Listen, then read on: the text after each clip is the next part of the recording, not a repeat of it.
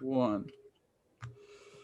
Welcome to Washington East to West Sports. This is episode 12. I am Matt Beatty, joined alongside by Sean Beatty and Kevin Ardall as usual. And gentlemen, we are operating on a short week because the Seahawks play on Thursday. So this show is going to be very timely when you see it, and it's going to be irrelevant by the time you watch it on Friday. So hopefully you watch it early. But gentlemen, let's talk about the previous game that we saw on Sunday, and it was not good. It was not good. 23-16 Los Angeles Rams in Los Angeles brings the record to 6-3 for the Seahawks as well as the Rams. So let's just start with initial reactions here. I'm going to throw it to somebody, and then I'm going to bring some stats in here. So Kevin, give me some initial thoughts on the Seahawks Rams that you saw on Sunday. Okay. Well, going based off what I predicted last week, I thought it was going to be a little bit more high scoring, and I thought it was going to be, the Rams just kind of like dumping on us. Shockingly, we gave up the fewest points, tied for the fewest points all season, and fewest points that we've given up to the Rams in 3 years, with only 23. So that was kind of a shocking end, especially to the fact that we had both of our starting corners out. Offensively for us, this was kind of bad, and we'll break that down a little bit more as we like it. It's a mixture of a lot of stuff, but mainly Russell play calling and Pete. The Rams kind of did what Cooper Kupp had a little bit better day than what I thought. But then he got hurt, and then he came back, and then just kind of really did. Reynolds was pretty much their main guy downfield. I thought it was going to be Woods, but Reynolds just had a day. You're telling me I had Woods in fantasy. It was terrible. Yeah. Defensively, I thought we would be able to kind of go downfield better than what we did on them. Like, I thought the secondary was going to be a little bit weaker, and it kind of was, which I will get to that later in the film. It just wasn't seen, or just opportunities just weren't there, I guess you could say. Pass rush was pass rush, especially with Kyle Fuller in for Ethan Pochik. That was kind of a mess. A lot of low snaps, the botch snap, Kyle Fuller just not knowing who the fuck to block, Shell still being bad. The run blocking, we'll go into a couple plays there, is pretty much non-existent. It's in this game, it was horrible. Other than like 2 plays, they had okay blocks, and even on the tight ends too. That was another thing I noted watching this film, is tight end run blocking was horrible, but by Disley and Greg Olsen. Overall, it's kind of what I expected, just a little bit lower scoring. Mm-hmm. I thought the Rams were going to kick our butts, and they did. The thing is, we had the opportunity to win this game or even tie it. But due to mistakes that we made, we did not. So unfortunately, that's that. Yeah, I'm going to throw some stats out there before Sean gives his take. So Russell, 22 of 37, 248 yards, 2 picks, 57 rating, was sacked 6 times. He was the leading rusher with 8 carries for 60 yards. The leading actual running back was Alex Collins, 11 carries, 43 yards, and a touchdown. Tyler Lockett, he wasn't quite what I was hoping for in fantasy football, but he was a leading receiver with 5 catches, 66 yards on 9 targets. And then the next couple, you got Freddie Swain, 3 for 37, Greg Olsen, 2 for 33, and DK, 2 for 28. Russell had a fumble. On the defense side of the ball for the Seahawks, DJ Reed led the team in tackles with 10. 1 tackle for loss. Bobby Wagner had 7 tackles, 1 tackle for loss. Jamal Adams had 2 sacks and a forced fumble and 7 tackles. And then on the Rams side of the ball, Jared Goff was 27 of 37, 302. No touchdowns, no picks. And it was all their touchdowns were on the ground. Malcolm Brown, 6 for 33 and a touchdown. Darrell Henderson, 7 for 28 and a touchdown. And then Josh Reynolds was their leading receiver, 8 catches, 94 yards. So, Sean, what did you think of the Rams versus the Seahawks here? They were definitely on the ground because I had Jared Goff as my quarterback this week too. Mahomes on a bye, so that sucked. I have some numbers. Russell Wilson's EPA per play was negative 0.14. It's the first time in a long time I've seen him below like 0.2.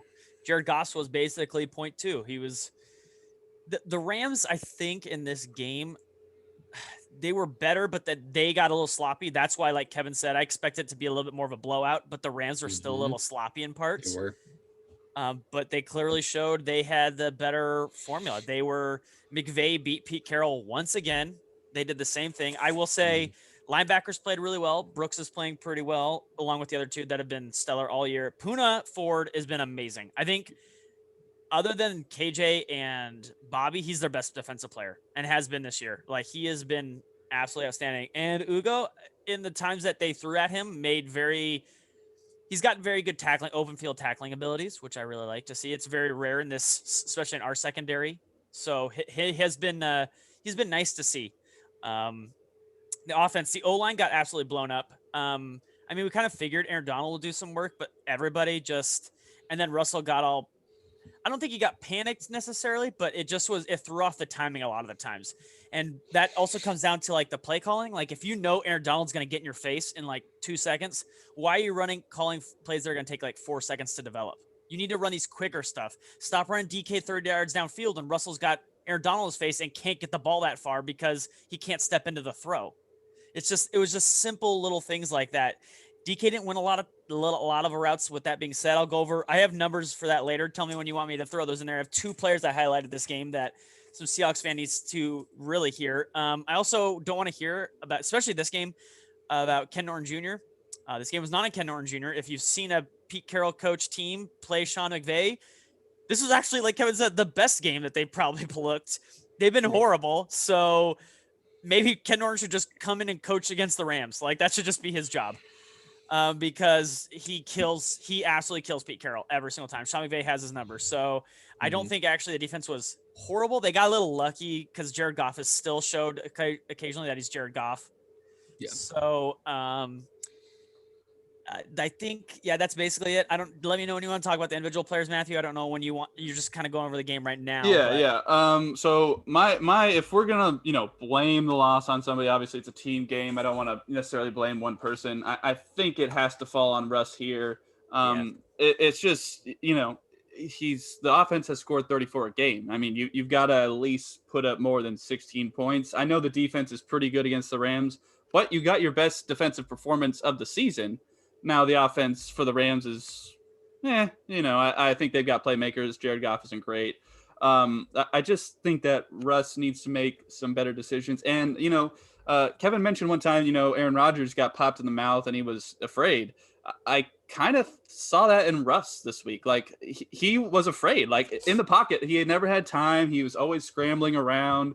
He's kind of like looking over his shoulder, and there were guys coming unblocked. He didn't have time rather than popped in the mouth. He just physically didn't have. Arizona game, you can make that case. I think this game, he just physically didn't have time. I mean, either way, like you got to give him some time. Maybe like roll him out a little bit, get him away from the pocket. Like, run screens. They were so aggressive. Run a screen. Run a running back screen or something. Overall, I thought the defense wasn't too bad. Like we said, I don't think they were great, but they were good enough to win when you hold them to the lowest points, and your offense is supposedly, really good and scoring 34 a game. I thought this was a game that the Seahawks could easily won. But overall, I just kind of want to go into a couple things I heard from the broadcast and some individual matchups. So you mentioned DK Metcalf. I have more numbers, but we'll get to your numbers. When you kind of watch some of the film, was Jalen Ramsey locking him down? I don't really feel like he was. I think Russ might have been a little worried to throw to Jalen's side for some reason. Give credit to Jalen Ramsey. He is a solid quarterback. You can't say anything bad about him. He didn't cover him the whole game. He covered him most of the game, though. Like 60%. Like a lot of times they had him on other people. DK just didn't win. I still think you try and throw the ball to that's fair. Your biggest receiver. Like, he could go up and get it. Like, throw the ball to him a little bit more. I understand, because it seemed like he was getting frustrated. So I get it, but it's a team game, DK. You can't get frustrated when you're not getting the ball. I understand you want the ball and you should get your looks, but at the same time you got to understand that Tyler's going to get somewhat his. Greg Olsen will get a little bit involved, and even David Moore is going to get some. So, I mean, Russ, the last 3 games, 1-3, 9 touchdowns, 7 picks. I think that tells you all you need to know about how the Seahawks have played recently and why they're now 6-3. 5-0, Russell looks like the MVP, and now they're 1-3, and I would say he's still in the MVP conversation, but he's no longer the clear MVP choice at this point. So, That goes to Sean, a guy in Kansas City right now. yeah, I would say so. I will say out of those picks, I think only 3 are really, really, truly all on Russ. Like, again, we talked about DK. 2 of them are just miscommunication with DK specifically, and he cutting off a route versus. So I have on here. I watched the entire game twice, extra. I would say Russell missed him on about 1 throw where he could have had him. And I broke that up into 2 plays. In the first quarter, he had him in the back of the end zone, but it is a tight window. And I don't think it's Aaron Donald. It's the guy lining up at the top is all up in his face. And he has to make a tight window with not being able to step into it. So DK does have a step, but I don't think it's going to quite get there. The other one is at the end of the first half when he's on Ramsey and DK cuts across the middle of the field. Yes, he has DK, but Ramsey wants you to throw that ball because they are running out the clock, and it's basically prevent defense at the half. So Ramsey will take the 6 yards for the time or the timeout. So Ramsey's not playing like up on him. He's like, throw this ball. Like, this is not 20 yards. This is 6 yards. I will say, like, when you say like give DK one-on-one touches, DK, most of his catches come when he's not physically touching somebody else. He's won a couple of them at this point, but let's not pretend like he's DeAndre Hopkins going up and out muscling a guy often. I would like to see it more, but he doesn't.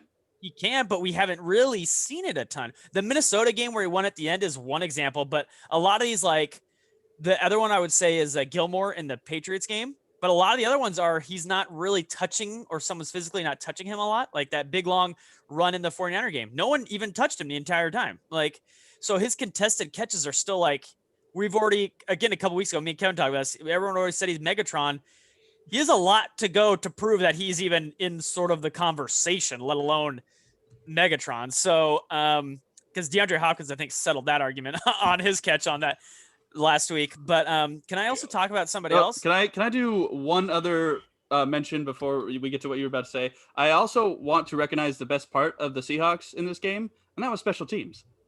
Jason Myers with the 61-yard field goal at the end of the half, like franchise record. Like, wow, 3 for 3. Dixon's been a beast. Yeah, Dixon, he had 3 punts inside the 20. That was great. And then even the kick returners. Travis Homer had a couple solid kick returns, and then DJ Reed had a 49-yarder on the only one he kicked back. So, special teams was probably the best part of that game. Sean, go ahead. So me and Kevin talked about this. Jamal Adams. So people always want to say that like he's been good, and he's been great in the past. This year he's not been good. And I hear people always saying like this year, like, well, his coverage grades are good. Like, stop freaking out. Doesn't matter what Pro Football Focus says. Besides, he's not even a coverage guy. He's the best at when he rushes the passer. So I looked at when he rushed the passer this game, and I broke down what happened. It was 14 plays for 110 yards and a touchdown. Granted, there was 1 fumble, and I would say about one sack total. So there was 5 rushes for 26 yards and a touchdown. 2 of those plays stopped because basically they ended it, or they scored a touchdown. When targeting him specifically, they were 2 for 2 for 21 yards. When just throwing while he rushed, they were 7 of 9 for 89 yards. One of those did not include at least 10-yard drop by Higbee, who the ball hit him in the hands and he just straight up dropped it. So that's giving him that one.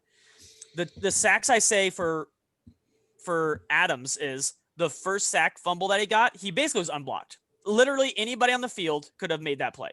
He barely got touched and then swatted the ball out, which was actually smart. I actually think more people should do this, where he just swats the ball rather than hit the quarterback. Cause we all saw the 10 o'clock game where you touch the quarterback and it's a penalty. So he took just hitting the ball out and not actually risking a penalty, which was actually really smart. The second one was KJ blew up the play, and all Jamal Adams had to do was beat Jared Goff to the sideline, which, I mean, can we all agree? Like, I think 10 of the 11 Seahawks on the field do that.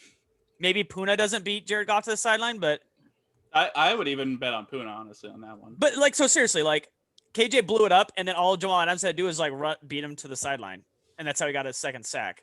So I'm giving him 1 sack total. I'm just cutting them both in half. So yeah, 14 plays, 110 yards, and a touchdown would he rush the passer with a fumble and 1 sack. So he's not even getting to the quarterback at a reasonable rate. He did like 2 things all game when he rushed the quarterback. And other than that, they got 7 first downs. Half of the times he rushed, they got a first down. They completed 7 of 9. They got 6 first downs on those 9 passes. Every time he rushed the passer on a passing play, they basically got a first down. So I don't want to hear anymore that he can like rush the passer super good. Basically, their team's like, we know you're running in certain situations, and we're just going to kill you. That's it. It's either a scheme thing or Jamal Adams just needs to play better. And I think me and Kevin agree he just needs to play better. Yep. Like it's just straight up. Anything to add to that, Kevin? Yeah. I didn't really get to watch a whole lot of what defense was. I was pretty much kind of focusing on offensive woes for this. But yeah, I agree. Jamal Adams, as we kind of mentioned, Jamal Adams just kind of needs to play better. Yeah, let's leave it at that. I still think he's a little hurt. And I think that's part of the reason.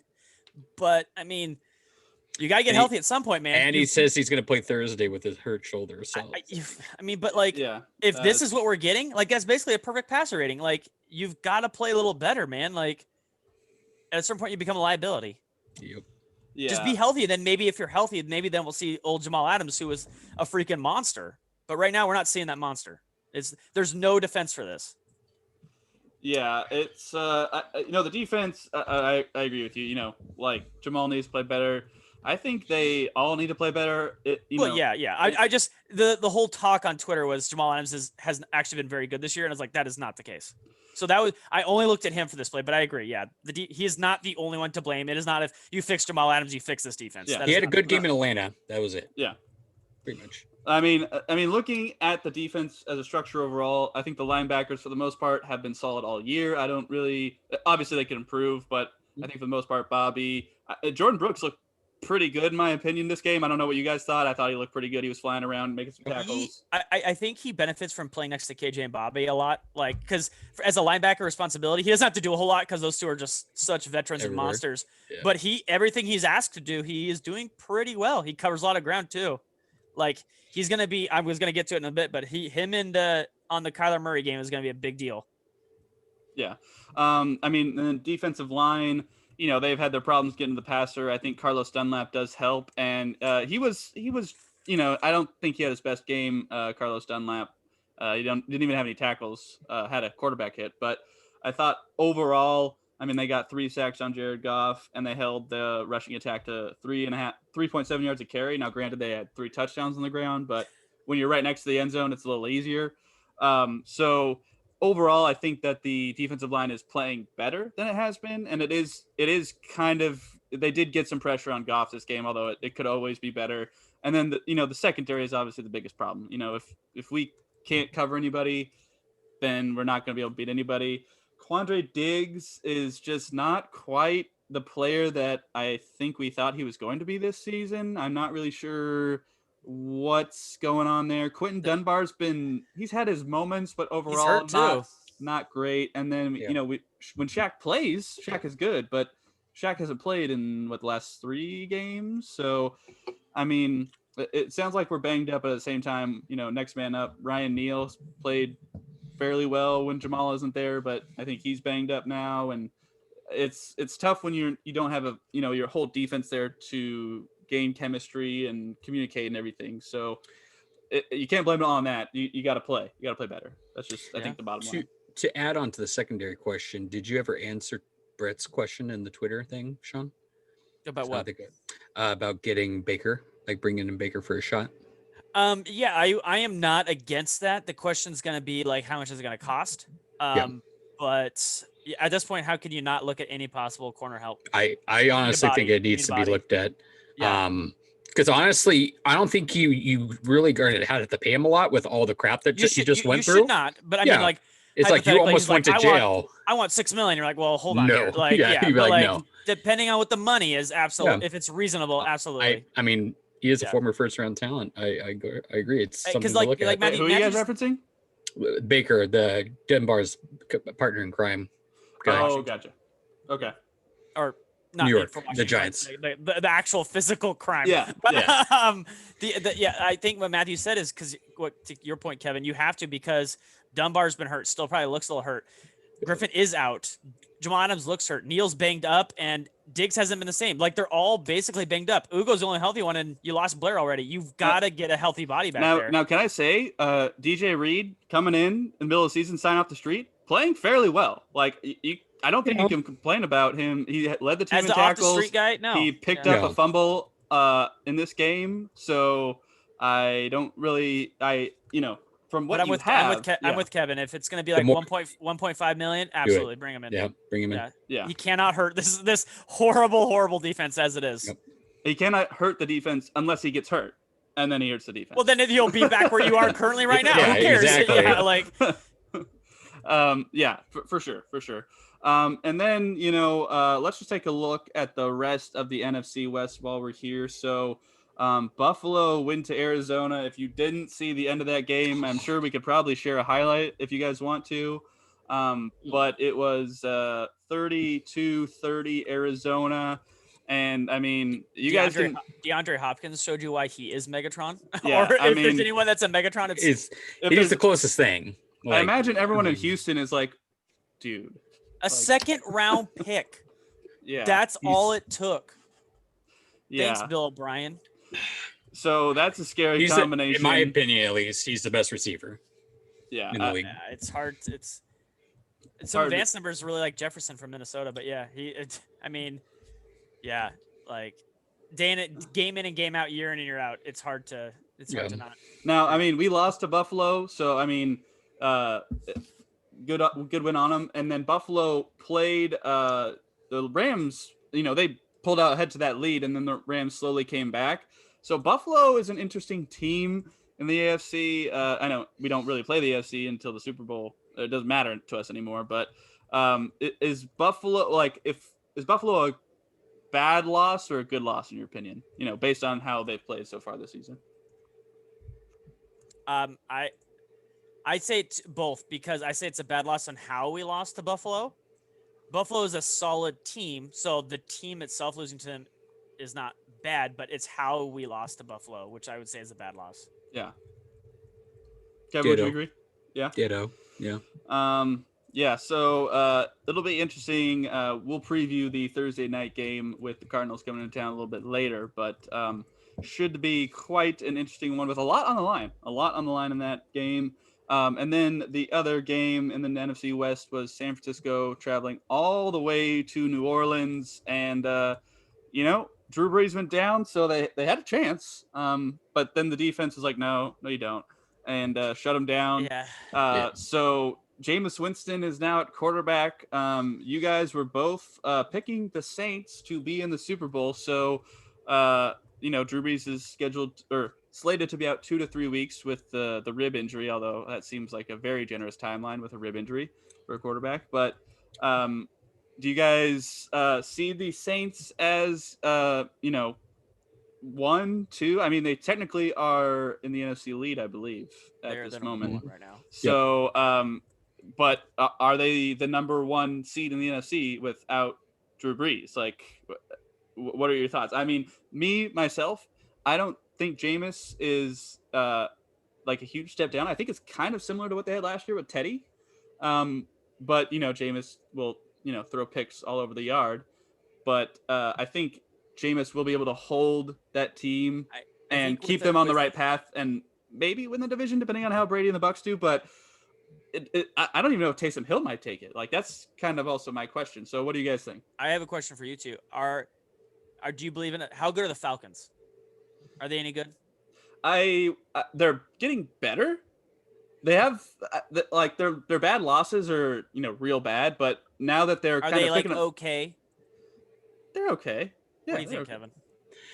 I think offensively, you can't deny what you have in Calvin Ridley and Julio.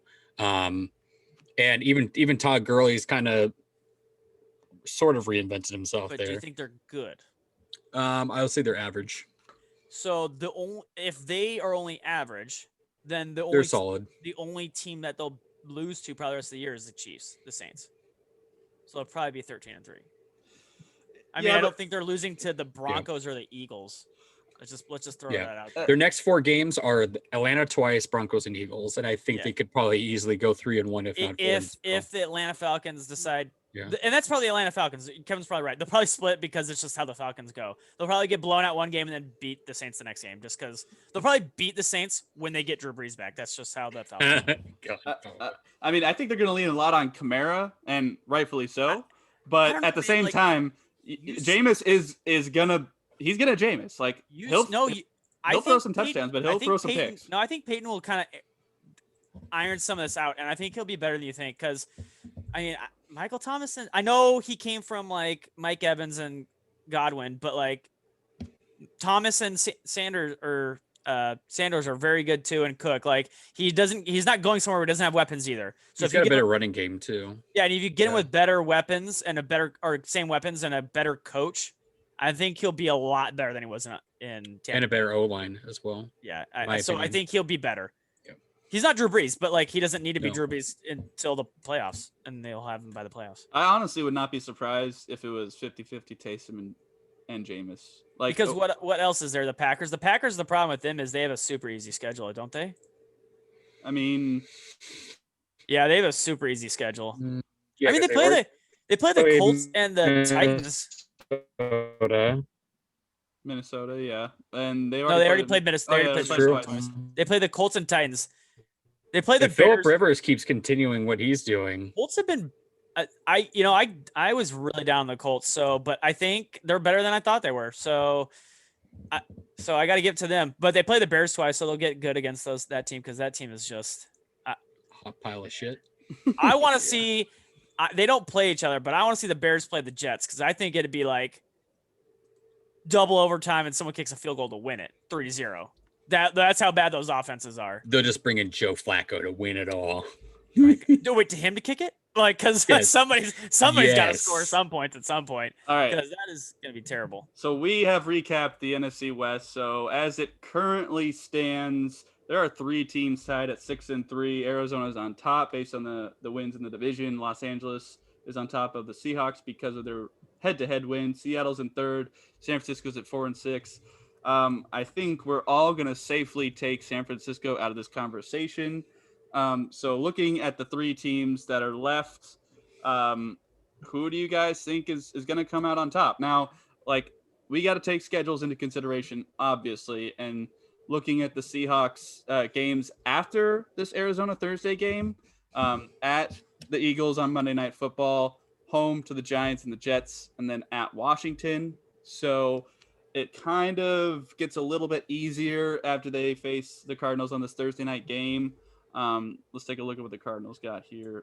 I'm looking at the Rams have Tampa Bay, San Francisco, Cardinals twice, the Patriots and the Seahawks. That's going to be rough for them.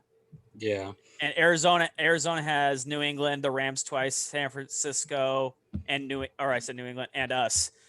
We definitely have the easiest schedule by far. Oh yeah. Yeah. So I'll answer first. I say Seahawks still the best shot of winning the division just because we play the bottom of the Hold on. You said they have the best shot. Do you think they're going to win the division? Yeah. I mean, we play the Eagles, Giants, Jets, and Washington. If we can't beat those teams, we don't deserve to be the division winner. I mean, that right there is what, 10 wins minimum? Yeah, I would say so. True. I'm going to stick with what I said in the preseason. I still think Arizona will win the division. I was wrong about the Rams. Hold on. I was wrong about the Rams. If that's the case, you can't actually be right both times because you said they win the home and homes. So that means the Seahawks would have to go 12-4 because we have 2 home division games. Look, I am still going to say the Cardinals are going to win the division. Okay. Well, how are they going to win? Like they've got to win 6 games left. They're beating the Rams both times. I understand the schedule. It's just I picked it in the beginning, and based on where they're at now, it's hard for me to not say that they're going to win. You're going Cardinals. I'm still going to go Cardinals, but I think it's going to be by maybe a game or a tiebreaker. I don't think it's going to be a super big. Rams just to piss everybody off. Now, I do think the Rams will finish 3rd. I do think the Seahawks will finish second and take probably first wild card spot, I would say. You think they take the first wild card? It's gonna be hard in that division if all three teams are gonna be in the playoffs. But if they battle each other. are above the Rams, I think that will get you your first wild card spot. All right. I'm gonna punk y'all. I'm gonna say the 49ers are gonna take it. No, I'm kidding. Based off schedule. Now, here the thing is too, I have just a horrible feeling that the Giants game might be a trap. Don't you? I thought you were gonna say the Jets. I was gonna smack you through. I think both those games are trap games. No, So the stop Jets. talking. No, Jets. We're gonna fucking murder. We should murder. Then you Seahawks Twitter. If we lose the Jets, you can burn down the world. Like, the Giants are kind of starting to figure things out a little bit. Like their defense is for real. Yeah, that defense is solid. Like, well, hold on. They beat Washington, and the Eagles. Now, like, they have gone against a pile of shit. They have gone against a pile of shit. They play the Bengals next. So. They also kept the Rams to 17 points, and they almost beat them. Like they kept the Rams to the final play of the game. They did lose to a really beat up 49er team by 30. So that's true. The week that was and Daniel Jones is now like using his white man wheels like to run downfield. I don't know how he scored. Okay, I don't know. How did he get it's so weird. open? He just kept running and no one tackled him. Like, did they forget that the play was live? I think they're nervous about like breaking him or something. Know. I don't know. But that could be a weird kind of trap game. I think we'll still win, but like it could be closer than what a lot of 12s think. Yeah, I think it's going to be like Washington State versus Portland State. You know, it's going to be unreasonably close. Like the old Seahawks games, like in the past, where we just keep inferior based off of what the remaining schedule is for all three teams. I would say the Seahawks will take it. Because I think you're eventually going to get people coming back. Like Carson's going to come back. The run game, like and we'll kind of go into this a little bit too. With Carson and High coming back, it does help Russell a little bit because then the defense starts to having to respect the run game, and they have to kind of leave a little bit like one man more in the box than what they usually would want to, just because of that on certain plays. But and also you just with Carson, the way he's developed too into like a catch passing guy, you have a little bit more of a threat of somebody out in the flat that he can dump down to. I have to like face I will say if the Seahawks win this game, it's basically their division to lose on Thursday. I would say there's almost no chance of another team in this division beating the Seahawks for this division if they beat the Cardinals on Thursday. I think as for second place, I'm probably gonna give it to the Rams, based off of the fact that one, Chandler Jones is gone, so their pass rush is not nearly as what it is, and if the Rams stay healthy too, that's another thing. They did lose Whitworth, and they're gonna get tested with Whitworth gone too, like. We just don't have a pass rush, so that's why, But when he goes against like Tampa Bay, that's going to be a scary thought. Just hard to see. Just based off of better defense by the Rams, and also better overall weapons. By the Rams, I think they'll pull it out, and better coaching. Are you saying the Rams have better weapons than the Cardinals? Overall, now DeAndre Hopkins is fucking amazing. Don't get me wrong. Hold on. Let's just walk this out real quick. Kyler Murray or Jared Goff? Who do you want? Kyler Murray. All right. Kenyon Drake, Chase Edmonds, or Darrell Henderson and Malcolm Brown? I want the Rams running game because Sean McVay knows how to do it better than Cliff Kingsbury. It doesn't matter who the running back is. Goes by scheme. Okay. Yeah, the two running backs and the offensive line. I'll take the offensive line of the Rams. Okay. Yeah, the Rams. DeAndre Hopkins or Robert Woods? DeAndre Hopkins. Christian Kirk or Cooper Kupp? Cooper Kupp. So it's Reynolds. I'll take Reynolds over Larry too. I'll take their tight ends over their tight ends. Yeah. You'll take the tight ends, absolutely. I'll give you that. But Larry's got better hands than anybody on that team. I don't care. Larry really hasn't shown anything. He doesn't have to. He doesn't have to though. That's the thing. Well, yeah, he does. Like, if we're talking about like He's just- careers, then he's- Larry beats. He Reynolds, doesn't have but to. He's a slot receiver at this point.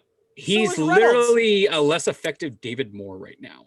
Yeah, he's a dinosaur. Like he's just a body out there that just accounts That will always for, catch it whenever you throw it to him. it accounts for keeping another corner off of DeAndre Hopkins. yeah, like, that's- someone that's physically literally- has to guard him.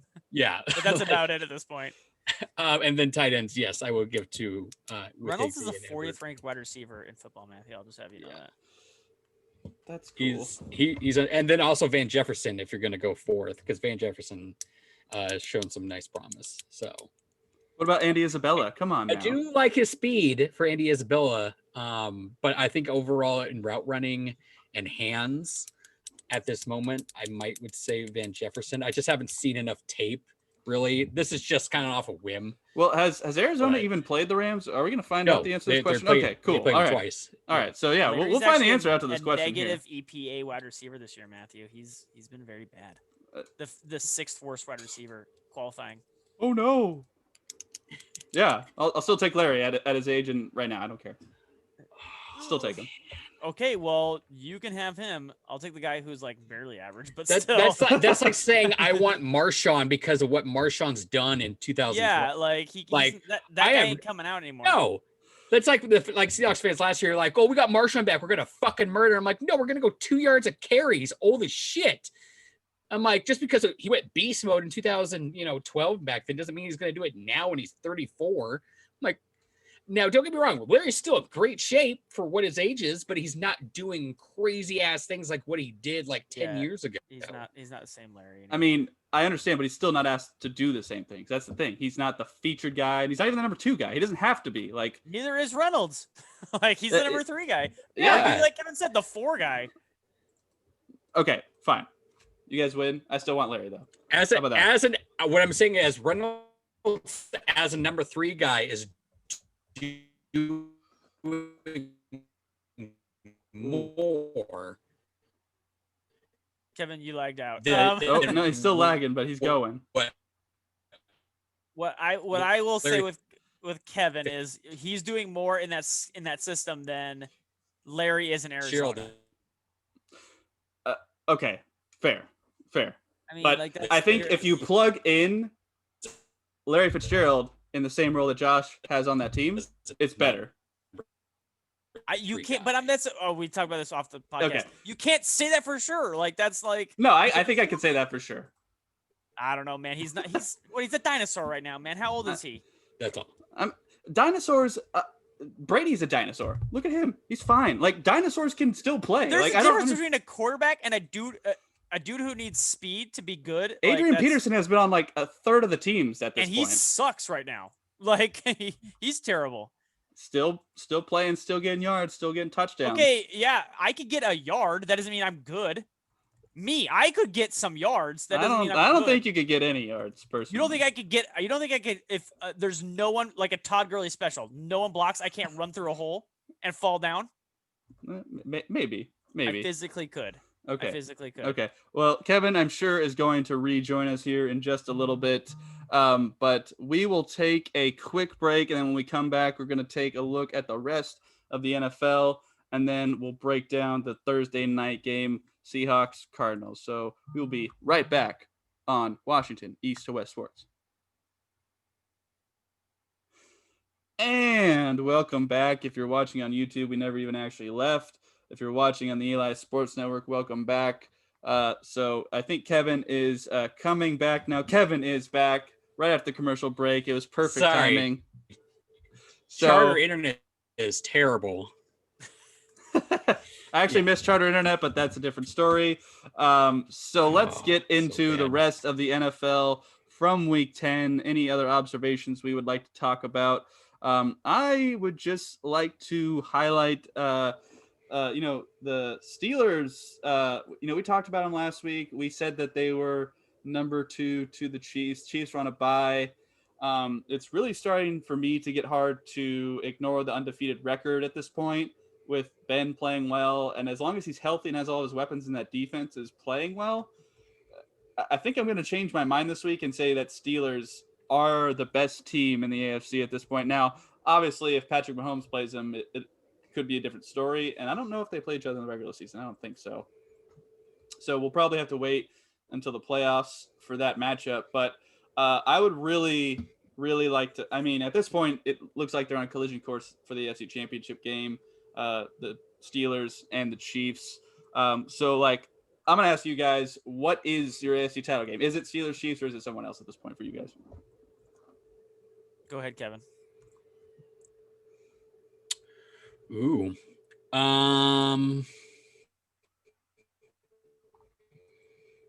Based off what I see right now, I actually could see Dolphins kind of sneaking in there, to be honest. Dolphins in the championship playoff game? spot. No. I'm saying Dolphins in the playoffs. Gosh. Oh gosh. I think we all believe that. I don't think that's an playoffs. outlandish thing. God, not in the AFC. No. I would probably say at this moment, just because that defense is so good, I would say probably Steelers and Chiefs at the moment. Sean? I think we're selling Baltimore too fast right now. I mean, yeah, they just lost to New England, but New England always has a tendency to beat, like, Sean, just take away your best Baltimore weapon. has the same record as Cleveland right now. Okay? Yeah, and they're not as good as Cleveland. You know that. My issue is I could see, like, they barely lost to the Steelers. What, by 3 earlier this year? Like, they could easily beat Pittsburgh. Yeah. The question is, will they? They could. Man, coin flip. I think it's Pittsburgh versus Kansas City only because Pittsburgh will get the 1 seed because their rest of the schedule is so easy that they'll get it, and Kansas City will run the table because they're actually the best team in the AFC, and then they'll play Pittsburgh. But if Pittsburgh doesn't get the 1 seed, they will not make it. Okay. Yeah, I think that's valid.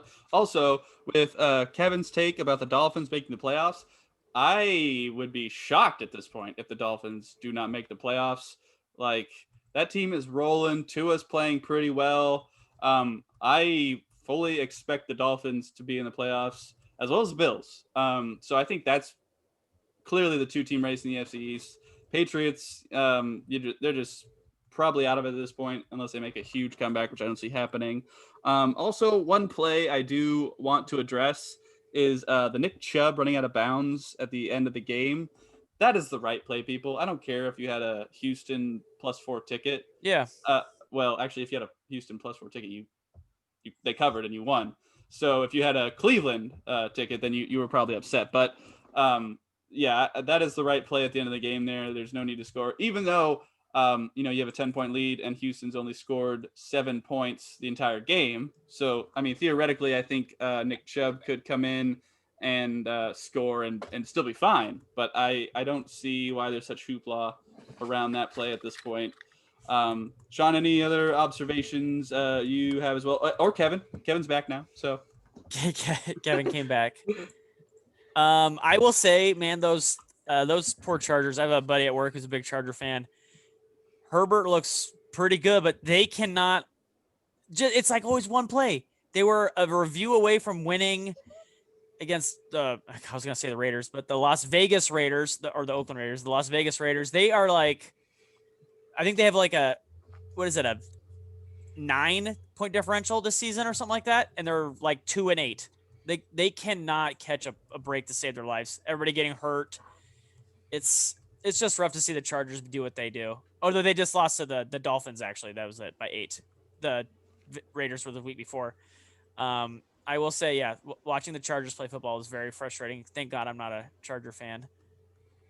Oh, and the Patriots beat the Ravens. So, I mean, I don't believe in the Ravens at this point. Like, the Ravens need to show me something. I think the issue, I believe in them. The different issue is I think you're underselling the Patriots.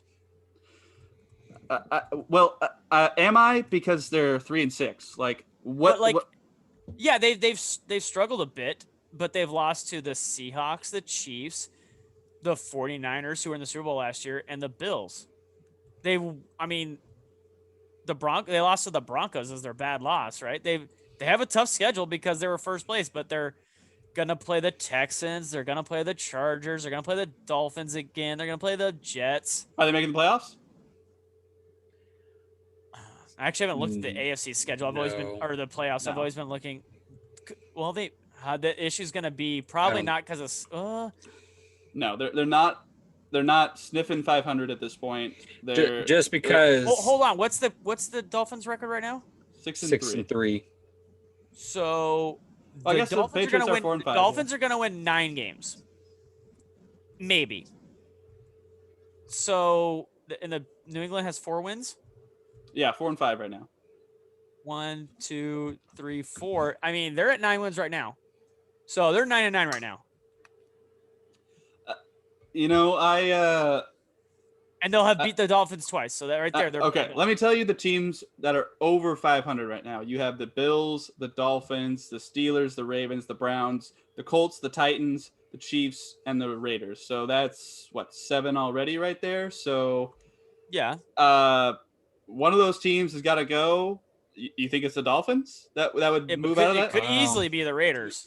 I think the Raiders are gonna make the playoffs. What's up, Kevin? They could. Here's the Dolphins' schedule. They play the Broncos this week, which I think they'll win. Then they play the Jets. That's a W. They play the Bengals. I think that's a W. Yes. Then they play the Chiefs, Patriots, Raiders, and then Bills. Yeah. It's kind of hard. Then they play the Chiefs. Yeah. So I could see them maybe taking one enough to get there. Because I think they'll make it in as a wild card. I think whoever doesn't win between the between the Steelers and the Ravens will be the second. And I think Vegas is going to be the third. But Kevin, you just said that in that scenario, the Patriots probably beat them. So that puts the Patriots at a minimum of 9 wins. Now, can they beat the Rams, Buffalo, or Arizona? Well, Patriots are 3 wins right now. They're at 4. They're at 4. So my answer is Patriots at 9 wins when they are 3-6. They're 4-5 right now. They're 4 and 5. 4-6. Yeah. Can they they beat Arizona, the Rams, schedule. or the Bills in one of those games? Are they capable? Here, I'm just gonna Because they'll beat Houston, they'll beat the Chargers, they'll beat the Jets, and in that scenario, they beat the Dolphins. So they have to only win one of those other 3 games, and they're above the Dolphins. Okay, let's look at the AFC here real quick. Chiefs, Titans, Steelers, Ravens, Colts. Can we all agree that they are playoff teams? Right now, the Titans are not in right now. Yes, they are. Oh, I totally forgot. They're the 9th seed right now. Are they? 1, 2, yes. 3, 4, 5, 6, 7, 8. I totally forgot. Cleveland is above them technically right now. Okay. Baltimore's the 7th seed. Yeah, I forgot about that. Okay, so in my book here, Chiefs obvious, Steelers obvious at this point. Probably Buffalo too. Buffalo, and I say Buffalo and Indy as well. Buffalo, and then we could say Indy. That division's a dumpster fire. So there's 4 there. So we've got Baltimore, Miami, Cleveland, Tennessee, Vegas, all above 500 right now. Miami is looking good. Cleveland, boy, hard to believe in Cleveland, but they are 6-3. I think if I'm gonna take the final 3, I think I'm gonna go Vegas. Vegas may get in because their schedule is just Tennessee, and boy, I said Baltimore. The You don't think gets in? Yeah, I was gonna say I thought the Dolphins were gonna get in, but now the math is not adding up. Or what about Baltimore? Yeah, I think actually I'm gonna take it back. Miami's not getting in. Baltimore's probably gonna get in. Oh yeah, looking at the Baltimore schedule, Titans, Pittsburgh. Then I think the next highest win is the Cowboys at 2 wins. Oh no, they play the Browns one time. God. Yeah, Jags, Giants, Bengals, Cowboys. Oh, it is just a nothing after this. All right. Well, gentlemen, we have a quick turnaround here. Let's talk Seahawks, Cardinals, 5:20 p.m. this Thursday at CenturyLink Field. No fans will be there. Last meeting was quite the game. It was flexed into the Sunday night game due to Tampa Bay Rays playing World Series, which would have been at the same time as the Sunday night game. So it's 37-34 in week 7 in Glendale. We all know what happened with the overtimes and all that stuff. So I'm going to start with this question here. What do the Seahawks absolutely have to change in order to win this time. Sean, what do you think? Like, what's the one key factor you think? I think I'm going to talk about Brooks. I think Brooks has to do kind of what he did on the goal line stand on the fourth down after the whole Buda Baker DK play. He's going to, I wouldn't say spy him, and do not blitz him, Jamal Adams, because as soon as you're coming with full speed, he's just going to give you a half little juke and you're gone. You just basically kind of went with Lamar Jackson. Just keep him in front of you and make him go sideline to sideline. Don't be running straight at him because he's going to juke you 99 times out of 100. Just make him, basically corral him into a direction you need him to go, and then use the sideline to your advantage, because the sideline can't get tackled or can't not be tackled. So that's the only way I think you're going to corral him, and you need to do that. Don't get super aggressive with. I wanted the Seahawks this week to blitz the hell out of Jared Goff. I was wrong. Do not blitz Kyler Murray like a ton with, especially with Jamal Adams. Let him just kind of sit there, make him try to throw, because you get him out of that pocket and do that thing. I know he is better than Lamar Jackson with throwing the ball, but that's I think at this point in his career the safest thing, because him out in space is just super dangerous. He has a lot of rushing touchdowns this year. I know. I don't know what it is. He is. They get inside, like with the Cam Newton thing. It's what every team with a good running quarterback should do. They get inside the 10. They spread you out. You have nobody in the box. And then he's like, oh no one's open. I'll just take off. And then it's almost impossible to stop him at that point. So I think you need to like kind of keep your linebackers up, and you need to chase him sideline to sideline as much as you can. I get it's a difficult ask of Brooks, but I think he's the fastest linebacker you have. Or if you kind of just want to put Jamal Adams as a linebacker, but don't actually blitz him, and like say just chase him. Do not blitz him. Do not cross that line of scrimmage. When he needs, basically Kyler Murray needs to make the move and you chase. Not you go there and he can adjust to you. You need to let him make the move and you chase him, because he's just shifty. I'd say that's it. On the offensive side of the ball, it's the same thing. Whoever is Patrick Peterson is covering, just throw the other guy, because their opposite corner is just atrocious. Whoever it is, it was another Patrick. It was, what was it? I can't remember his other name. Like they got Kirkpatrick. Kirkpatrick, yeah. Like they're just terrible. There's no point even testing Patrick Peterson, not because you're scared of Patrick Peterson, but because the other option is so bad. You do not need to even quiz it. So test it, throw it deep, do whatever you do, and then hopefully you get a little bit with your running game. But it's been bad, I know, but let Russ cook. They shouldn't get in your face that much. The O-line's got to be a little better. Let Russ cook, throw to the opposite side of Patrick Peterson, and Jordan Brooks or Jamal Adams chase down Kyler. That's your best bet. Kevin? Okay. All right. Kevin's a little laggy. Okay. Oh, am I? My bad. Defensively, I would say pretty much this is like what we said the last game. 100 yards on you. Just get a touchdown. It's going to happen. The main thing is just try to consume. It's like damage control. Just do what you can, and just try to keep everything in front of you.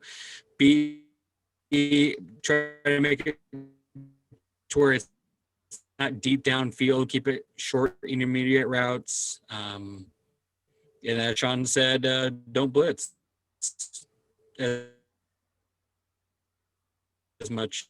I mean, there are times where you kind of can blitz if you know with a certain look, if you think that, but you don't want to use that as your bread and butter, so to speak, like what we did, like against. Yeah, you don't have to like make your super obvious blitzes, but yeah, like you don't have to like never literally blitz, but yeah, make it less, I would say. Did we lose him? I don't know. What do you think, Matthew? Okay, so I mean, on defense, I pretty much agree with you. For the most part. Hi. Hi.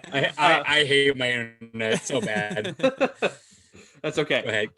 Continue, and I'll come back in. Okay. So on defense, limit DeAndre Hopkins is going to be big. I mean, obviously he's going to get his, but I would just put 2 guys on him and make Christian Kirk make some tight ends, make someone else beat you. Now Kyler is gonna have his running game and he's gonna do well. I do like what Sean said, and I was gonna echo that as well. Like, have Jamal Adams, have a linebacker, have someone with some good amount of speed, spy him, and just follow him around all game long. Now, I think there's probably a few other teams that have tried that. Probably hasn't worked as well, but I think that's your best shot of at least slowing down Kyler Murray even a little bit.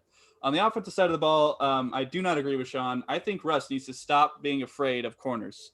Just throw the ball to the open man, regardless of who's covered, or throw the ball the way you feel.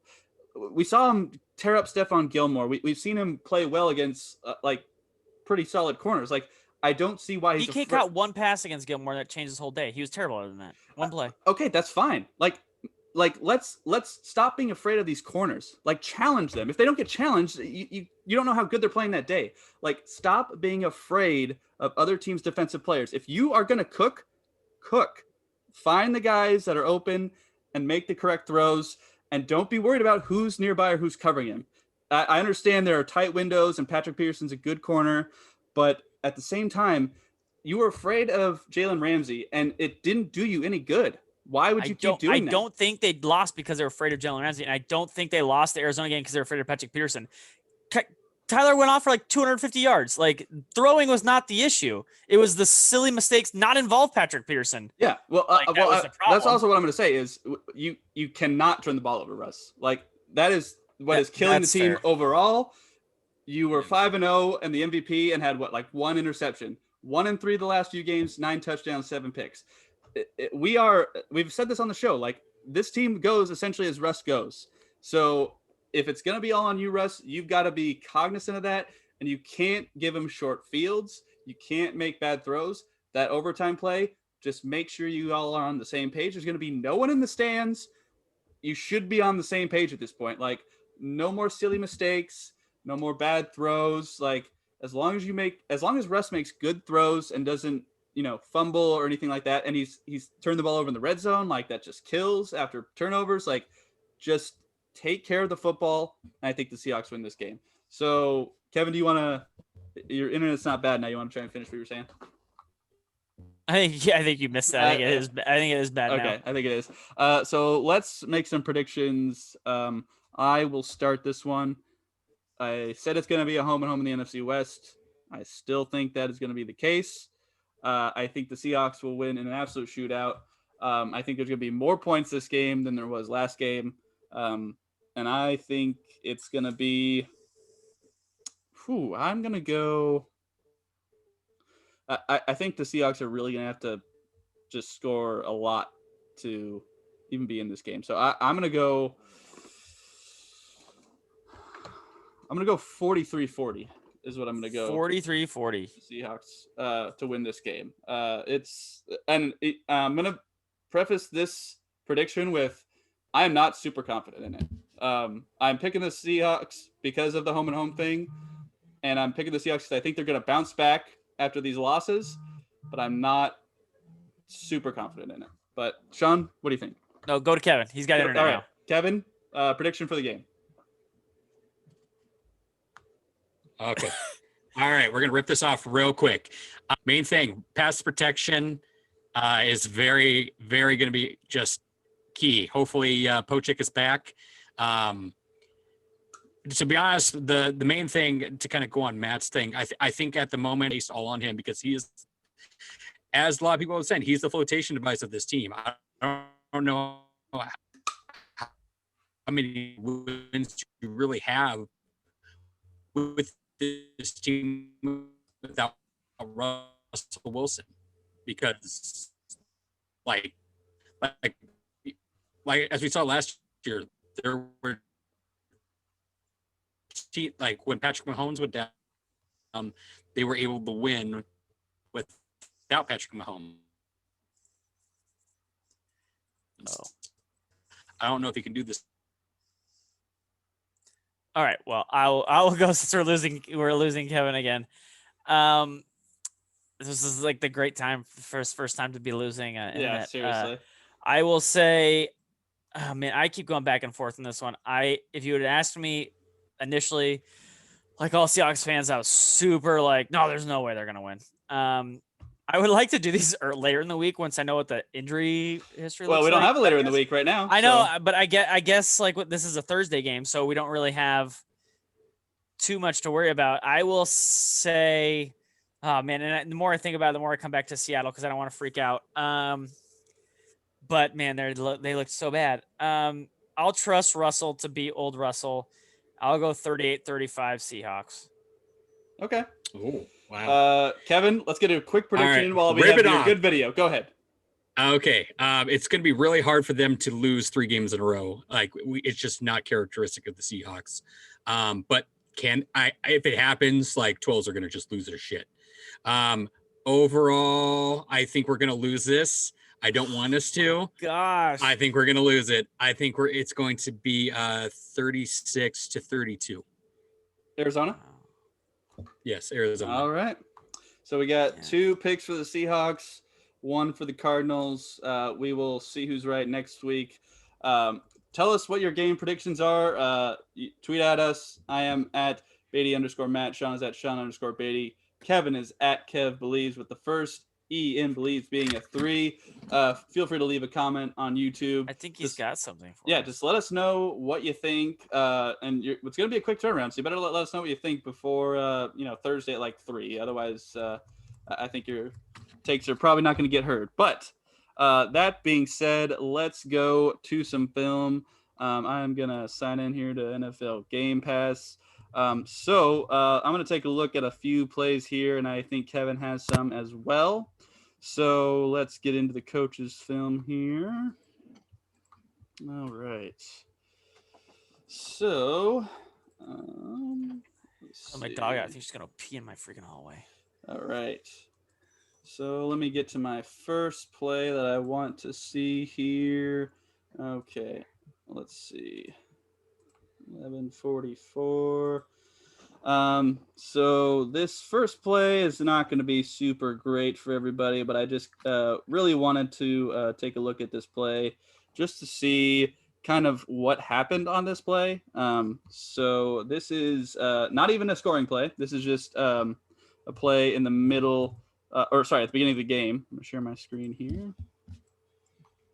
All right. So this is early in the game. This is a fairly well. You'll see the play when I start breaking it down. So this is a play where Cooper Kupp is just so wide open. So as you can see, the play develop here, play action, and Seahawks are just kind of sitting in their usual zone. But I just want to highlight Cooper Kupp up here. Where's my annotate here? Where's my annotate? Bring it down. Cooper Kupp is right here. So I'm going to clear that real quick. Let it play out here. So as you're going to see, I don't know how he becomes so wide open, but the safety, Quandre Diggs, I'm not sure where he's going here. He's supposed to be facing the quarterback in the zone and then turning his hips and following if a guy goes behind him. So right now he's out of position already. And as you can see, Cooper Kupp is going the other way. So Cooper just turns and Goff sees him wide open. And what is this? I can't tell who that is on the play, but I know it's 2 deep safeties, but it's just Adams is down here, like covering Reynolds, which he did a good job. Yeah. So oops, sorry. Yeah. So I mean, we talk a lot about the secondary. And, we do mention Adams because he's an all-pro. We picked him up at a trade. But Quandre Diggs we did get last year as well, and he's got to pick up the coverage a little bit better as well because you just can't have a guy that wide open, especially as a deep safety. You just keep everything in front of you and keep it close because there's going to be some time for the ball to get there. So as long as you're nearby, he shouldn't be this open. That's Diggs. That's in the middle of the field. That's his job. It's not 29. 29 is that I think it's DJ Reed, yeah. Yeah. So Quandre just bad coverage there. So definitely got to tighten that up against the Cardinals. Like you said, his hips are all the wrong direction because he already had help that other way. Yeah. Where did my document go? Okay, Kevin, give me a play here. I lost my document. Oh, okay. We'll go to a little bit of offense and kind of like what 491. Sorry, 491. Okay. I have your document. First quarter, 491. Okay. Bring my plays. Come on. There we go. Do I got to run this again for you? No, I got it. Okay. So 4. Or wait, 941. Okay, that makes way more sense. Okay, cool. This not the field goal, the one before it, I'm guessing, right? Well, you wrote it down. Okay, that's my Like- those are my writing. That's not I want to see a I don't keyboard. know. I don't know. Format field goal, baby. Yeah. Okay, so this is actually a third down defensive stop. I did want to highlight a good defensive play, not just show all the bad ones. Especially in the first half, that was pretty rare. Yeah. Yeah. So I'm gonna speed this up a little bit. Okay, so they come to the line real quick and they just want to get it off. And I got to give credit to the defense for coming up and making a play. Now, I think the biggest key to this play is Bobby Wagner on the blitz here, because he is definitely going to disrupt Jared Goff here, as you'll see it develop here, because he kind of beats his man and comes close to him right here. Oh, Puna stops it. That's Puna. Okay, that is Puna. Puna's grabbing him right there. Okay.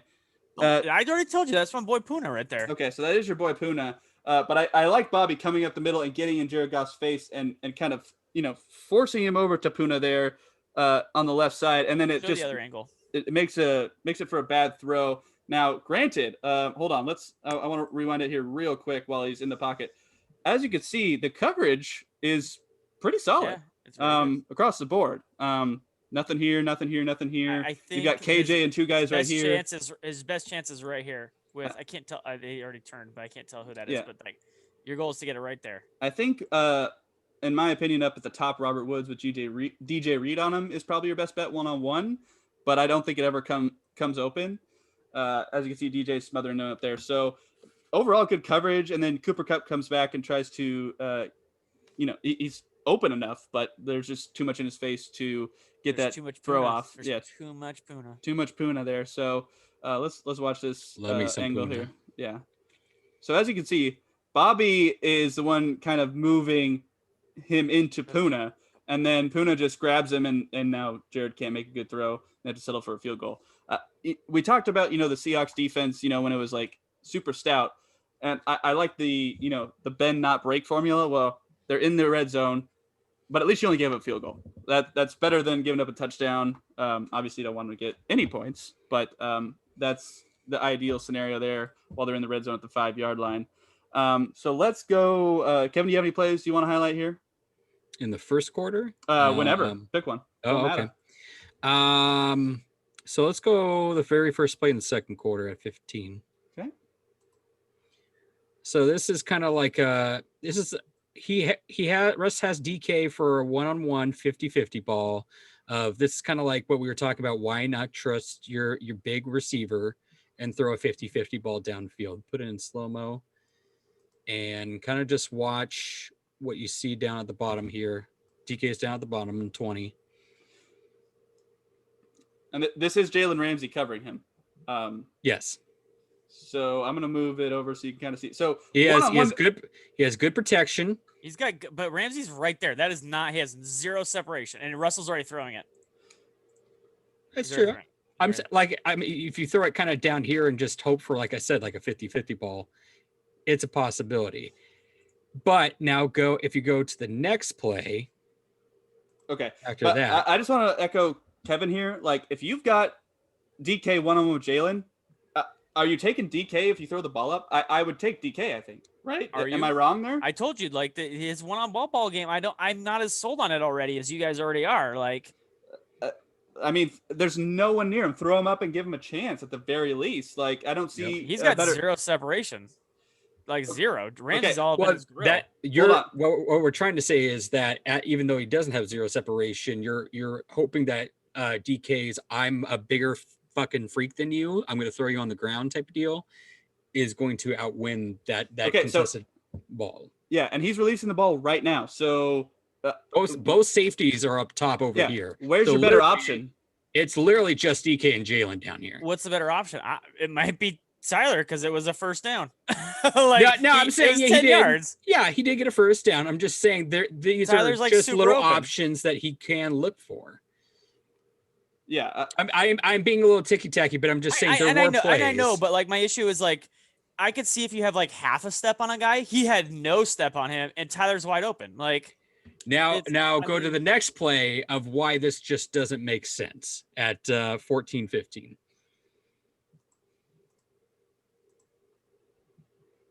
Oh, I know this play. Yeah. So he doesn't trust DK in one-on-one coverage, but he's going to trust Tyler deep downfield in triple coverage. He's literally got 3 men on him. All 3 of these gents are looking at this sexy man right here. Yes. I mean, oh, excuse me. Let me get that off there.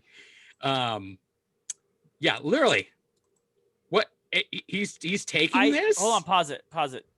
I think the issue with this play is I just noticed something is it's down here. This is supposed to be a screen that the Rams blew up, and they had other like there's 2 linemen over here. Like this is clearly supposed to be a screen to is that Homer, or I can't tell who that is down there. That is that's David Moore. This is David Moore. Yeah, it's supposed to be a screen because you're not having 2 linemen out here for nothing. But at the same time, I agree with you. You're gonna trust your shot downfield. I mean, I love Tyler. Run the play out, Matthew. Run the play out.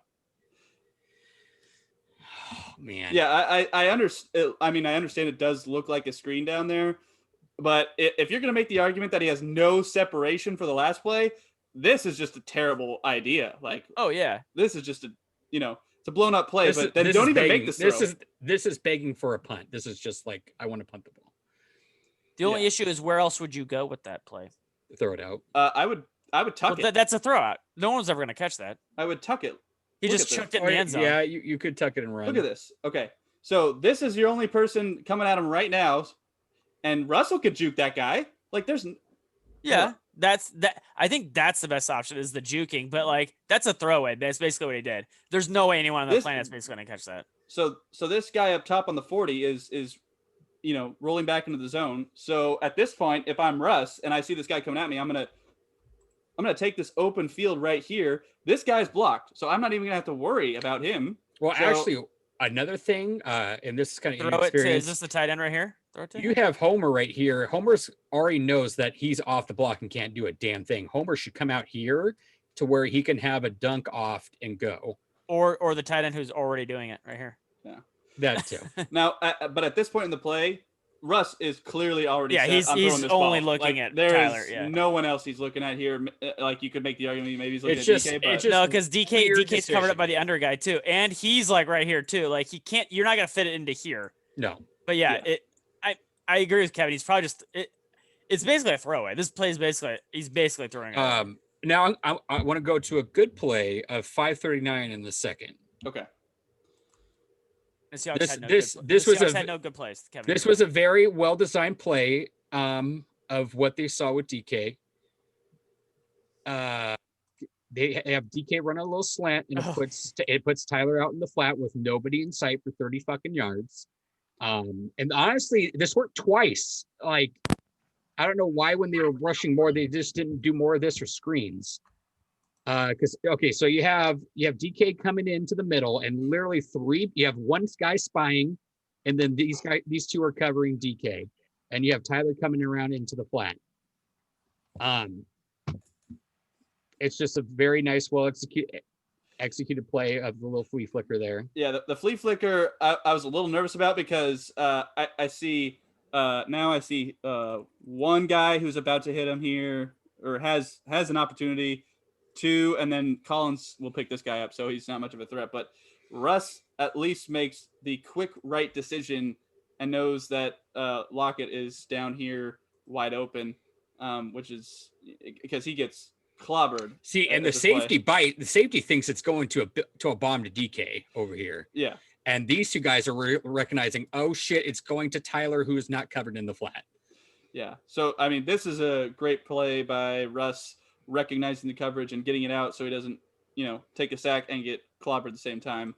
So that was excellent play there by Russ.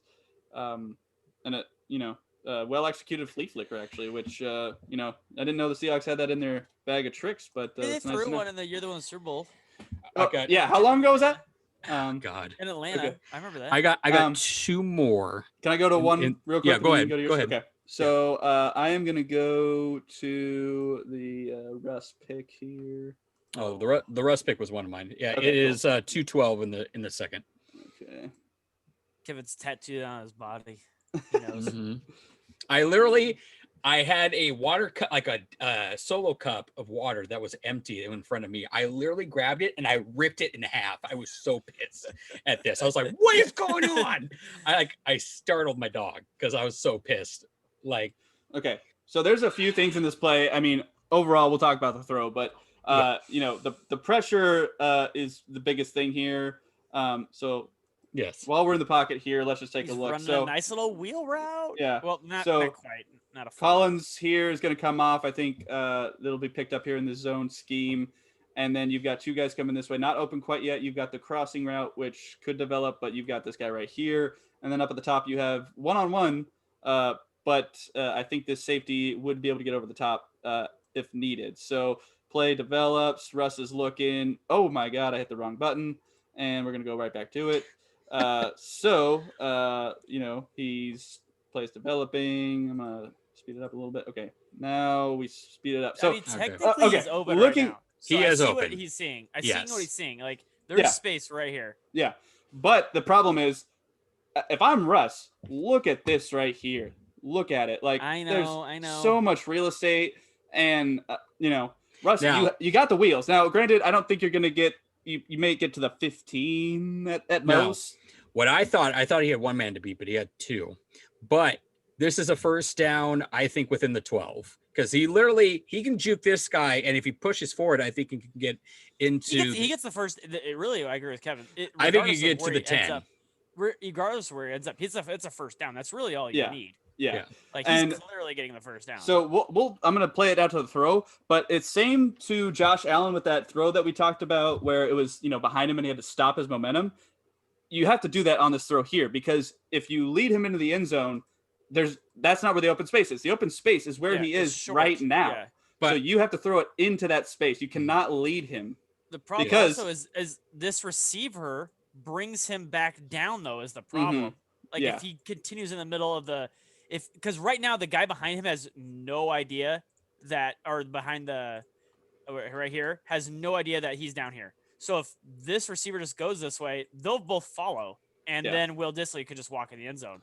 The problem is he doesn't go that direction. Now, even when I'm paused it here, man, you should have run the ball, Russ. Like, He's still like it's look still at the this. best option is Yeah, running the it's ball. still the best option. So he makes the throw, and then this guy has enough time because it's just not in the open space. He leads him into the end zone, and therefore he's able to make the easy interception, just move over, and just make the enough pick. arm strength on that one. Yeah. He didn't zip it in there. So you gotta. he has the ability to do it too. Yeah, that's the sad part. I would just throw it at the goal line. Here is what you got to do. Like right here, if you throw it right in this area, that's a first and goal. So that's. I understand why Russ made the throw. I think he probably thought the same thing. Like, is that Olsen who's bringing the two guys? Yes, tell the number. yeah. This Okay. is Dissly and this is Olsen. And then you can't blame Olsen though, because I'm not sure what the play actually is supposed for him to do. So I don't think the play is supposed to drag the guy, but it's just kind of how it worked out. This during is the play. to kind of, and my mic cut out earlier. With Russ's growing pains in a new scheme where it's all on him. His ability to make the decisions of when he's got to really force a play because he needs to do something versus like live to see another day type of deal. I think in the future years to come, when he's getting into this and has more games under his belt, knowing that he is the be all, he's going to make better decisions than this. I think this is just unfortunately the growing pains of Yeah, we got to talk about that, Kevin. Yeah. Growing pains for a quarterback in his 9th year? Yeah. No way. No way. You are in your 9th year. There is no more growing pains. That is a 1, 2, maybe 3rd year thing. But at this point, you've played quarterback for 9 years. You got to make a better decision than that at this point. Like, I understand. You got to understand what realize you're he's saying, also been babied by his head coach. I understand that, but at the same time, like, you're not going to call a 9-year guy anything other than a veteran who should know better. In my opinion, that's just me. And I understand what you're saying with the scheme, but like 9 years in the league, like there's no more growing pains. Like you know what's coming for the most part. Like you know what to expect. But like these type of decisions have never been sort of in his playfield at that point where it's all on him. He can rely on other people, like when he's in these points, but now he can't. So when I'm saying in this new type of system where it's literally all on him, he's going to have to learn how to when to do those things and when not to do those things. Now, I think, like I said, if we had done this after the 2016 season, I think this would just been all out by now. Like, I think next year and the year after, you're going to see Russ, like, instead of do that, run down the field, because he's going to, or like if another player should arise, I think he's going to take the smart thing, because he's going to kind of know the ebbs and flows of when it's time to go all out and like have to force a play downfield, so to speak. This is a 61 yarder. This is a 61 yarder. I just want to put it on while we were talking about this. Like what a kick. Like that is, I was kind of nervous that this guy was going to return it down here. So for him to drain that 61 yarder at the end of the half, like that brought him within 4 points. So that was pretty big at the time. So I just want to give Jason Myers his props. Like, you know, we had Hauschka for a while and we're pretty spoiled because he was so consistent, and people are buying kicker jerseys. That's crazy. But after Hauschka, you know, it's been kind of hit or miss, but Myers, I think definitely showed that he is a solid NFL kicker. What other play do you want to see, Kevin? Oh, the only one I had highlighted to watch was 421 in the second. Okay. This is kind of to show you that Russell just was very uncomfortable with his O-line and didn't trust his O-line to pick up a block and just ran it. Had he trusted 420, yes. Okay. Is this in the second quarter? Yeah. Okay.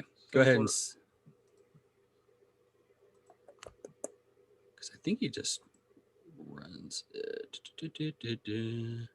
Oh yeah, so he goes out in the flat. Okay, so he's not expecting Shell to pick up 58 right here, and so he's just doing an out in the flat because of what he sees. If he stays in the pocket more, Swain actually goes wide open into the end zone, and it's a touchdown. If he just holds and plants his feet and takes the next read, like it's just open for days. Like he's got nobody down here. But because he doesn't expect Shell to pick up the block on 58, he just goes with the safe route of Homer in the flat, and just kind of gets what he got 5 yards on that play. Yeah. I think. Yeah. Oh no, he got a little bit more. He got like 9. But you needed the first down, and let's just run it back here so that way everyone could see what you were saying here. So, I mean, let's speed it up. Okay, so here's 58. This is 58 right here, and Shell actually does pick up the block. But just because Shell sucks and hasn't been really great all season, he doesn't trust it, and he sees him coming for his face. He just makes an instant flow. If he stays in the pocket and progresses with his reads, he could see Swain coming down here, wide open with no safety over the top for a touchdown. So that's so like, I mean, we've emphasized it here on this show, but I mean, Russ, his decision making needs to improve quite a bit. You have one more play. I've got one more play on here I can do, unless you want to. The only thing I really wanted to talk about, and it's not really a play, is Pete Carroll's decision to not go it on 4th and inches. Jesus Christ. It's 4th and inches. And they wasted a challenge, so they lost the timeout. And then literally we punt it, and they get like a 90-yard touchdown drive. Well, and another factor is we win a challenge later in the game that Pete Carroll was frustrated we didn't have to challenge. But if we hadn't wasted that challenge, we'd still have another. Yeah. So it was like a double, triple whammy. Like he not only didn't go for it, but wasted a timeout and a challenge. I kind of sort of understand Pete's timidness not to, because you're on your backup running back that you just picked up, Alex Collins. Your starting center's out. Kyle Fuller has not been doing great snaps. Yeah, he had a Kyle Fuller didn't have a really great day. We'll be honest, but honestly, I'm not expecting Kyle Fuller to be great. He's a backup for a reason. Hopefully Pochik gets healthy for Thursday. But so this is the Jamal Adams. Honestly, if I'm Pete there, I just quarterback sneak it with Russ. Like, it's 4th and inches. Like, all you have to is like, Russ, take the ball, fall forward. We have a first down. Like, he's so short and shifty that he could sneak in between tackles to get it. Like, I don't see how you don't get it with Russell on a quarterback sneak. Yeah, I agree. We need to utilize the quarterback sneak more. I think every team does it. I don't know why we don't do it more often. Like, just, put your head down and put your pads down and move the pile a little bit. It's been shown that it just works. Drew Brees even does it. So you can't say it's like a short person thing. Yeah, no. Like, we're like, even though just reaches over. Russell can't go over the top clearly, but because he's Brees tiny and shifty, he can go in between the tackles and just fall forward. And it looks like if it was 4th in like in a yard, or like 4th and like, a yard and a half, I get it. But you're 4th in inches. It was like literally 2 inches. They also need to use what Kyler and what Cam Newton did when Cam Newton's MVP season, is when you're in the goal line situation, or like not exactly goal line, but inside like the 10, spread everybody out, and then use Russell's ability to run the ball as an added threat. Put DK and Tyler on the outsides with Moore, and then have a tight end in there and just push forward. And then run a read option, and then be like, I could throw, I could pass, but you have to respect both. And even the threat of having Tyler and DK out there for a quarterback sneak can also like layer what's in the box for Russell on a quarterback sneak. It takes away from that's what they did. They'd have Carolina did it perfect. Yep. They'd have three receivers outside. Cam could read option so he could hand it off, run it, or even throw it. So basically you have to cover absolutely everything, and it was impossible. So and why don't they the fact that Pete said he would do it again just makes me shake my head. Okay, so this is ridiculous. The Jamal Adams play. This is the okay. So I mean, Adams here on the left side, in case you can't see him. So 82 is supposed to block him. Really does not. It's play action. Works well if 82 blocks him. But he doesn't really. He kind of exactly. This is my could anybody have made this play kind of situation. He technically touches him. That's actually me. That's not Jamal Adams. It's me. Now here's the thing. He's also got another guy coming around. So this guy could easily make the same play. But Adams is back there, and he has looks like he has time to think about it. I know I'm in slow-mo right now, but he just comes up behind him. Now he could go for the sack, which, is probably more of a sure thing. But I do like the play he makes here when he just swats it out because he sees Goff in the throwing motion. So, I mean, great play. Yeah, that was a smart play by Jamal Adams there. And then the only thing I don't like is go dive on it. Why are you standing there? And DJ Reed comes all the way over from where he was and jumps on it. So, DJ Reed just dives for it. So Jamal Adams almost looks like if you rewind it, Jamal Adams wasn't sure he hit it. He kept looking. He looks downfield. Jamal Adams jumps with both feet. Both of his feet are in the air. He looks downfield. Like right here, he's looking downfield. He's the one who touched the ball. Like, what are you doing, Jamal Adams? I think he's using. Actually, I think he's using Goff to balance. I think he's off balance because he jumped, swatted the ball, and was going to full forward, but used Goff to stabilize himself to turn back. That is Goff's best attribute, is just a standing post. Yeah, pretty much. Yeah. Just be like, hey, bro, I'm about to fall over. Please hold me up. I don't understand the jump. I don't either. He's not going to throw a jump pass. I don't know. He's the same height. How often is he standing next to a quarterback? Jared Goff is 9 feet 6 inches tall. Okay. Yeah. But let's give credit to DJ Reed for seeing the fumble and actually diving on it, as opposed to he was on that thing. Holy Jared Goff had the best shot until DJ Reed showed up and picked it up. So props to DJ Reed, also Jamal Adams for making a good play. But we are winding down here towards the end of the show. Let us know what you think of the Cardinals coming into town on Thursday. Tweet at us. I'm at Beatty_Matt. Sean is at Sean_Beatty. Kevin is at Kev Believes, with the first Ian Believes being a 3. This has been the most difficult show because Kevin's had connectivity issues, and it's our quickest turnaround. And because we all picked the Seahawks to lose last week, and they did. So it was difficult for us to be so right. Yeah, what? True. Honestly, like I said, I hope we win. I really see this as it's hard for them to lose 3 in a row, but I think they will. Sadly. Also, at this point, I don't think any of us have to say, I hope they win. I think with your guys' Well, Seahawks yeah. hats, I think they could tell that we're fans of the Seahawks. So I don't Well, think yeah. that's an issue anymore. But we try to bring a realistic perspective into this. And, you know, you're not going every game, and there's, you know, tough teams in the division. That is So also, that is This also division something is good. I mean, most teams lose 3 games a year. We've already lost our 3 games. We're running the table. That's what I'm saying. Yeah. No, Well, but again, like most teams lose 3 games, so like it's not the end of the world. and I mean, the Steelers, they have an easy schedule. So, you know, I don't, would they sit people or would they go for the undefeated record? What do you think? I don't know. That's a locker room situation, and I'm not in that locker room. And I could, I would, you're going to still play Ben. Are you? Because he is so old. If he could start, we saw what that team looks like. Well, Yeah, absolutely. We saw in the Dallas game what they looked like without Ben. They have to play the horrible. Colts, the Browns, Buffalo, and Baltimore still. Yeah, like they have play 4 Ben. teams they could easily lose to. Yeah. So it's not easy. But I could see maybe playing Snell a little bit more to give rest to what's his face? Or is it no? Yeah. Not starts with a C. Connor, James Connor. That's it. Yeah. But other than that, no, I don't think you do. Because I mean, my issue is, with Kansas City is they basically have the Bucks and the Saints as their big games. So they might lose one of those two. I think they will lose one, but Pittsburgh's gonna have to watch out for them because that bye is a big deal. So whatever they got to do to keep in front of Kansas City is really the biggest thing. Yeah.